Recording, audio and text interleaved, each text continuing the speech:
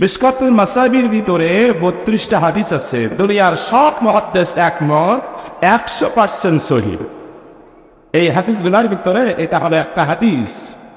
আল্লাহ রাসূল বলেছেন, আমার উম্মতেরা পৃথিবীর যে প্রান্ত থেকে হোক না কেন, আমাকে ভালোবেসে মহব্বত করে যখন আমার উপরে দুরূদ শরীফ পড়বে, কণ্ঠ থেকে দুরূদ আর সালামের শব্দগুলো উচ্চারিত হওয়ার সাথে সাথে রহমতের ফেরেশতারা আমি নবী আমার রওজা মুবারাকে পৌঁছে দিবে। আর আপনার পাক সাথে সাথে আমার রূহটা আমার ভিতরে ফিরিয়ে দিবে, আমি আমার উম্মতের দুরূদ আর সালামের জবাব দিয়ে দিব।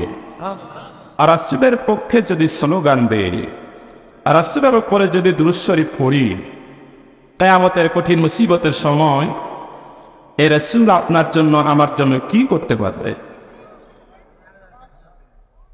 عن ابن مسعود رضي الله تعالى عنه قال قال النبي صلى الله عليه وسلم أول الناس بيوم القيامة أكثرهم على الصلاة أو كما قال النبي صلى الله عليه وسلم আল্লাহর নবী বলেন, কিয়ামতের কঠিন মুসিবতের সময় যেদিন সূর্যের 12টা মুখ উদয় হবে, সমস্ত জমিনগুলো যখন তামার ন্যায় হয়ে যাবে, গুনাহগারদের মগজগুলো যখন নাক কান বেয়ে বেয়ে পড়তে থাকবে, হাসরের ময়দানের কোটি কোটি মানুষ শুধু পানি দাও করে পানি দাও বলে চিৎকার করবেন।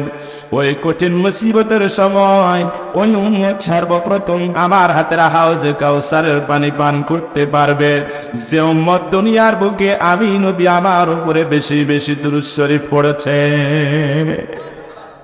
কারণ আপনি যখন রাসূলকে মহব্বত করে দুরূদ শরীফ পড়েন, কণ্ঠ থেকে দুরূদের শব্দ উচ্চারিত হওয়ার সাথে সাথে রহমতের ফেরেশতারা রাসূলের রওজা মুবারাকে পৌঁছে দেয়।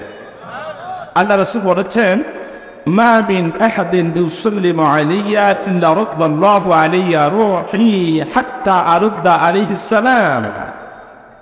মিশকাতুল মাসাবি অরিজিনাল আরবি কিতাব 26 নম্বর পৃষ্ঠা 17 লাইন পরে এই হাদিসটা আবু হুরায়রা রাদিয়াল্লাহু তাআলা আনহু থেকে রওয়ায়াত। কোন সাহাবা? মিশকাতুল মাসাবির ভিতরে 32টা হাদিস আছে। দুনিয়ার সব মুহাদ্দিস একমত 100% সহিহ। এই হাদিসগুলোর ভিতরে এটা হলো একটা হাদিস।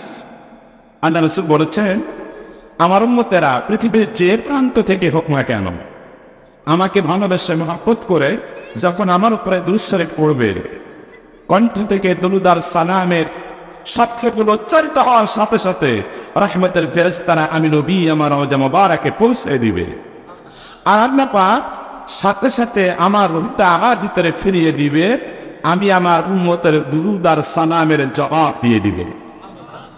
এখন আপনি এমন ভাবে দুরূদ শরীফ পড়ছেন যে ঠোঁট নড়ে কিন্তু আওয়াজ বের হচ্ছে না।